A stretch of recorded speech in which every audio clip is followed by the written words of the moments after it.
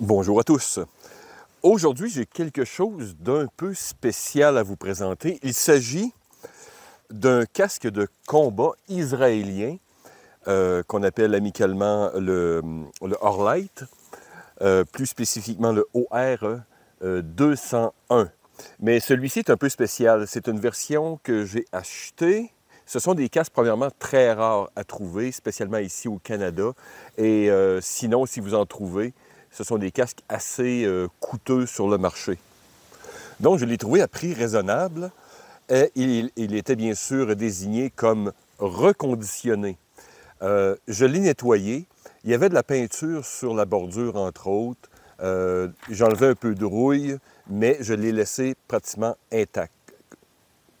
C'est tout. Donc, mais il y a quelques points que je vais vous présenter qui m'intriguent énormément.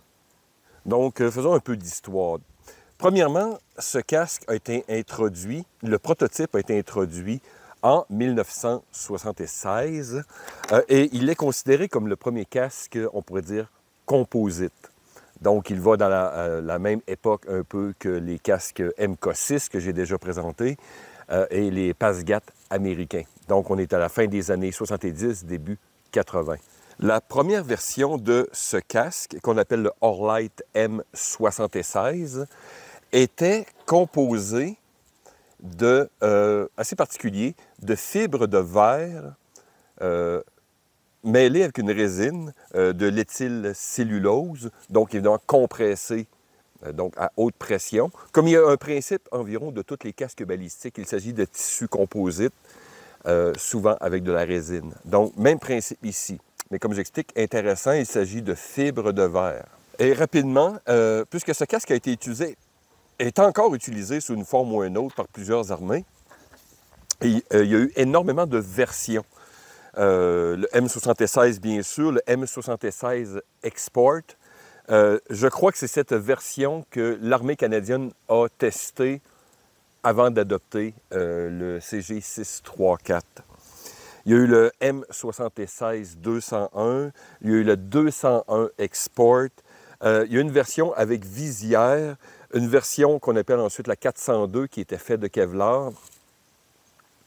Et on a eu trois fabricants principaux pour ces casques.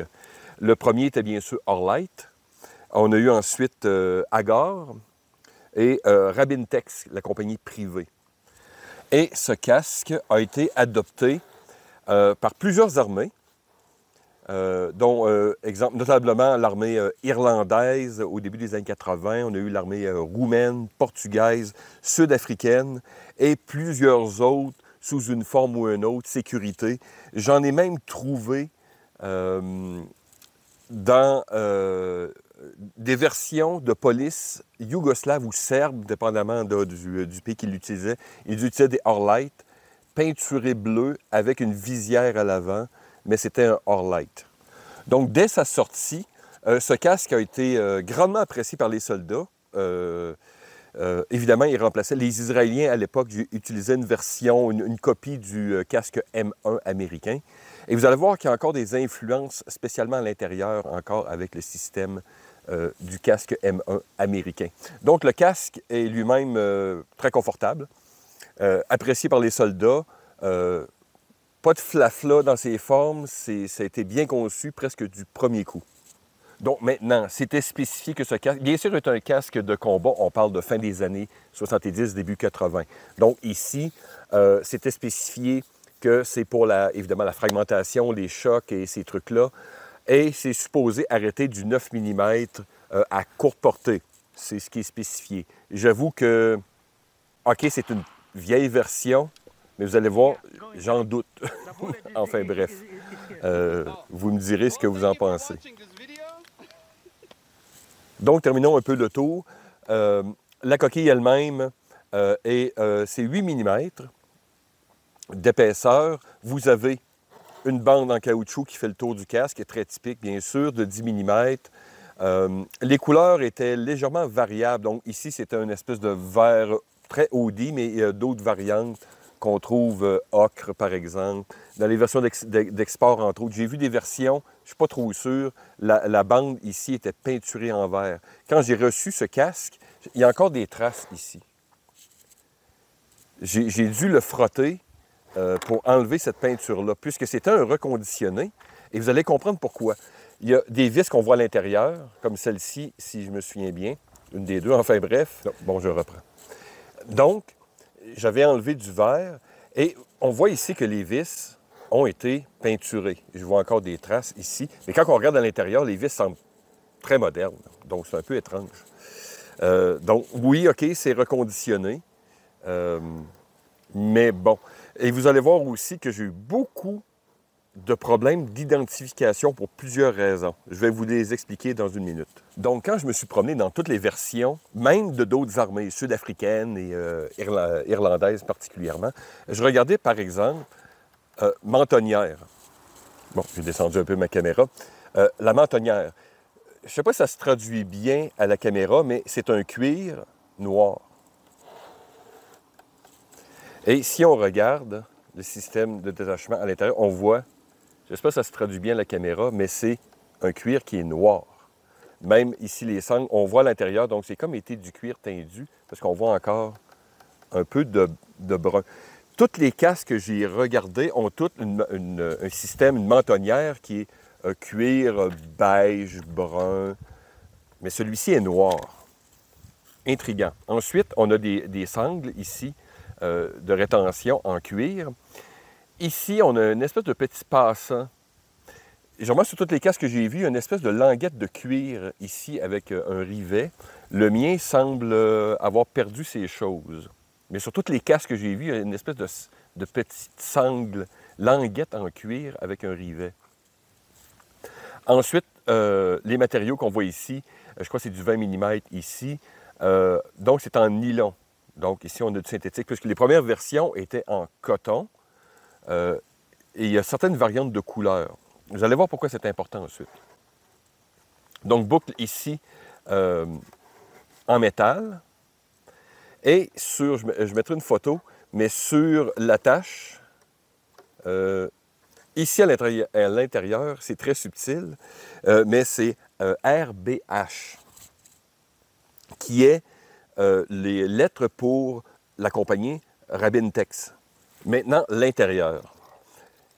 C'est le seul indice, je vous dis, il n'y a aucune autre marque à l'intérieur que j'ai trouvée, même d'écriture de soldats, par exemple. On dirait que ça a été enlevé, usé ou je ne sais quoi. Le seul indice que j'ai retrouvé, c'est sur la boucle de la mentonnière. Sinon, rien d'autre. Intriguant, c'est important ici. Le fond est une pièce de cuir. Et voyez, ce sont des sangles. Ici, on a du 25 mm noir. On a un fond en cuir. Et la version, et regardez ici, voyez-vous, les vis sont neuves. Comparativement aux autres, ici, voyez-vous, c'est rouillé. Donc, un peu étrange. Pour le reste, le système intérieur était très similaire au système du casque américain M1. Donc, ce qu'on appelle un cradle ou un berceau. Donc, vous voyez, 3 sangles par le milieu. Mais les différentes versions de ce casque ont différents attaches. Certains sont simplement cousus, certains ont un coussin en arrière. Autre détail de ma version, il manque les 4 coussins intérieurs. Il y a un coussin frontal à l'arrière et 2 sur les côtés.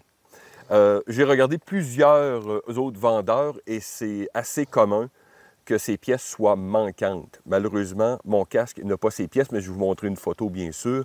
Donc, pièces de caoutchouc ici. Sinon, le système interne était souvent de fabrication américaine et non israélienne ou locale. Donc, si vous recevez un de ces casques-là, vous pouvez avoir une compagnie américaine qui a fait la bande à l'intérieur, qui est, comme vous voyez, les 6 points, qui est le système du M1 américain. Maintenant, j'explique pourquoi j'ai eu énormément de problèmes d'identification. Premièrement, j'ai regardé les différents systèmes de suspension. Comme j'ai présenté dans le milieu tantôt, moi, j'ai une espèce de pièce de cuir dans le milieu. J'ai regardé tous les casques que j'ai pu identifier. Et la version que j'ai vue avec cette pièce-là, c'est ce qu'on appelle le Orlight Visor ou avec visière. J'ai essayé de trouver une photo ou deux, je vous présenterai. C'est le seul que j'ai vu avec cette pièce de cuir. Bon, maintenant, la version Visor n'a pas une mentonnière avec du cuir noir. J'ai essayé de trouver un autre casque avec une mentonnière noire. J'en ai trouvé une, mais elle est désignée comme version 76/201. Et si c'est un 76-201, je n'aurai pas la pièce de cuir en haut. Voyez-vous, j'ai eu plusieurs problèmes. Donc, ici, je suspecte, vu que c'est un RBH, donc Rabintex, la coquille me semble en fibre de verre. Donc, ça pourrait être possiblement un reconditionné. Et quand j'ai regardé dans les Rabintex, ça serait un RBH, puisqu'il y en a 3 types qui ont fait Rabintex avec ceux-ci. Le RBH 101, qui était en nylon balistique. Vous avez le RBH 102, qui était en fibre de verre renforcée. Et vous aviez le RBH 103, qui était, lui, fait en Kevlar. Donc, si je veux avoir l'identification la plus proche, il s'agirait d'un Rabintex, d'un RBH 102, donc en fibre de verre renforcée, avec de la résine d'éthylcellulose.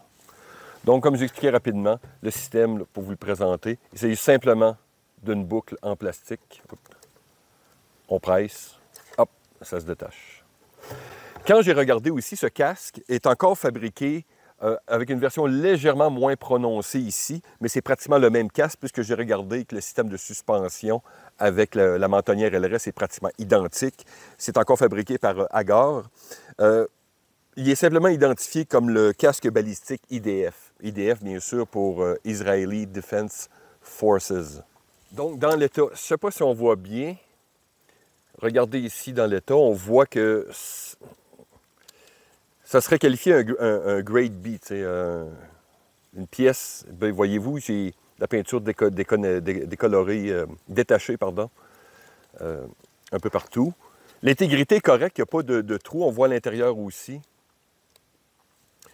Il n'y a pas vraiment de trou. Mais comme je n'ai pas de date, c'est un peu compliqué pour moi. Mais sinon, l'ensemble est correct. Maintenant, est-ce que ceci pourrait arrêter un 9 mm? Si j'aurais de l'argent, j'en achèterais un deuxième et je ferais un test. Personnellement, pour avoir porté et n'avoir testé en masse, je ne crois pas que ce casque peut, enfin, dans son état actuel, supporter une balle de 9 mm. Je prendrais une portée de combat habituelle, 15 mètres. Pas très sûr. Pour ce qui est des fragmentations de combat, oui.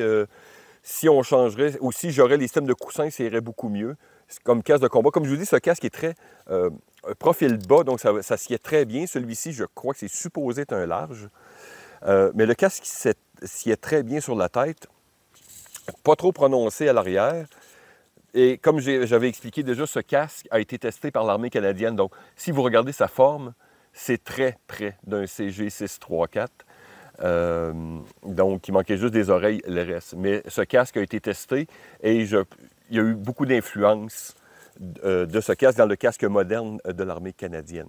Donc, la forme, comme j'ai expliqué, est excellente. C'est clair. On peut utiliser ces équipements, masque à gaz, NVG, le reste. J'ai même essayé des pièces d'équipement d'écoute tactique. Ça fonctionne. C'est correct. Mais c'est un casque, évidemment, qui date d'une autre époque. Mais sa forme, comme je vous dis, c'est parfait. Ça serait cool pour de la moto, par exemple, ou des activités, l'airsoft, bien sûr. Mais je ne suis pas sûr d'aller au combat avec ce casque. Donc, en conclusion, qu'est-ce qu'on fait avec tout ça? C'est une pièce de collection. C'est un casque très intéressant. Si vous avez une version peut-être plus récente de ce casque, peut-être une version, surtout un 401, là, je croirais que ce serait un casque efficace pour des situations plus modernes. Sinon, c'est une pièce de collection. J'ai vu les prix sont très variables puisqu'il y a énormément de versions de ce casque, de différentes armées et de différents États. Donc, c'est vraiment plus une pièce de collection qu'une pièce opérationnelle, bien sûr. Mais si vous êtes comme moi, des fois, et vous voulez avoir des remords, mais pas de regrets pour votre portefeuille, voilà, vous faites comme moi, vous achetez ces pièces-là. Comme je dis, je l'ai eu d'un prix raisonnable.